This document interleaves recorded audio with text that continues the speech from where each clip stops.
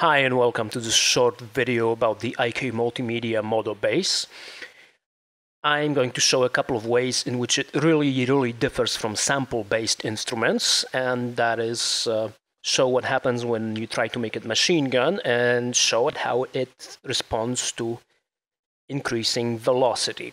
So for the first machine gun test, I've set up a bass that is basically similar to one that I own in real life and also happen to have samples of.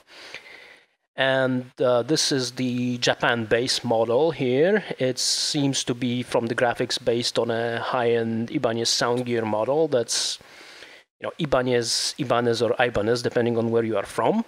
And I have set it up the way that I have my real life bass set up, which is with old flat wound strings and high action. And to try to make it machine gun, I have basically created a really bad bass part, which has all notes that are of identical velocity, and they get faster and faster and denser.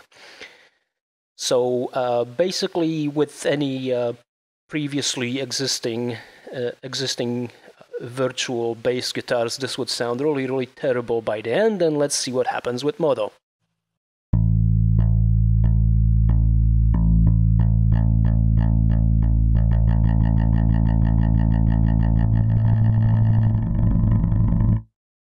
And now for comparison with my samples.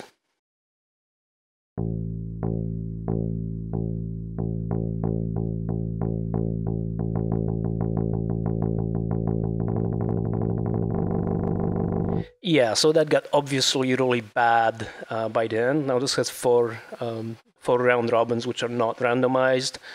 Could do some tricks like random round robins or neighbor borrowing to make things less bad, but it would never sound as natural and convincing as the MODO, even when playing a part that no bassist could actually play those notes that evenly in the real world. At some point, if you really push the density of the notes really high, it might sound like a snare drum, but it will sound like a realistic snare drum roll, even in the worst case, and it will never sound like a machine gun.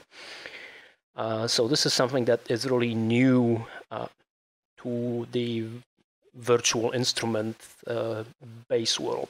Now, the second thing that I wanted to show is how it responds organically to increasing velocity. And for that, I have selected a very different bass model, but also one where I happen to have a similar bass sampled. This is a 70s Fender jazz bass with, in this case, new round wound strings and low action, which basically will have a brighter, more buzzy sound. And I have a part set up for this where it's one note, it's playing eighths, and it has ever increasing velocity. So now let's see how this sounds.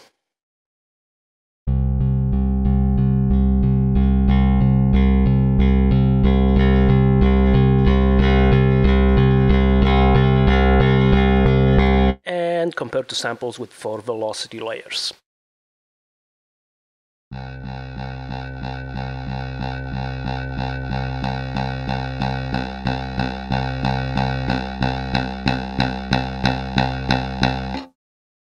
So again, you can see that the MODO bass has a more natural response, with the amount of fret buzz sort of growing organically and naturally as velocity increases, as opposed to the samples with 4 velocity layers, which have some pretty obvious jumps in the amount of buzz. For my thoughts about the other aspects of this plugin, you can read my entire review on Bedroom Producer's blog. Thanks for watching.